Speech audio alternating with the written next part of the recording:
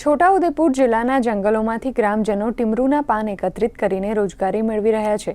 લોકો વહેલી સવારથી જ જંગલમાં જઈને પાન તોડીને લાવે છે। બપોરના સમયે ઘરના સભ્યો ટીમરૂના પાનની જુડીઓ બનાવી ખરીદ કેન્દ્ર પર વેચાણ કરે છે। આદિજાતિ વિસ્તારના લોકો ટીમરૂ પાનમાંથી સારી એવી રોજગારી મેળવી રહ્યા છે।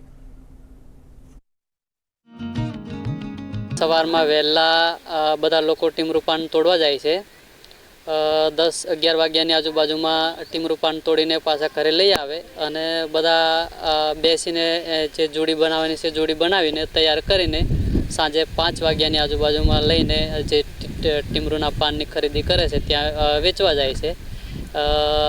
એક જોડીના 2 રૂપિયા આપે છે, એમાં 100 જોડીના 200 રૂપિયા આપે, એમ કરીને વેચીને અમે ટીમરૂના પાનની સિઝન ચાલુ હોય ત્યારે એ વેચીને અમારું ગુજરાન ચલાવીએ છીએ। આ જે ટીમરૂના પાન છે એ આદિવાસી સમુદાયના લોકો માટે રોજગારીનું માધ્યમ બન્યા છે। વહેલી સવારમાં જે આદિવાસી સમુદાયના લોકો જંગલમાં જઈને ટીમરૂના પાન તોડી લાવીને ઘરના તમામ સભ્યો તેની જુડી બનાવીને સાંજના સમયે તેના ખરીદ વેચાણ સેન્ટર ઉપર તેનું વેચાણ કરીને તેમાંથી રોજગારી મેળવી રહ્યા છે। રાજેશ રાઠવા, દૂરદર્શન સમાચાર, છોટાઉદેપુર।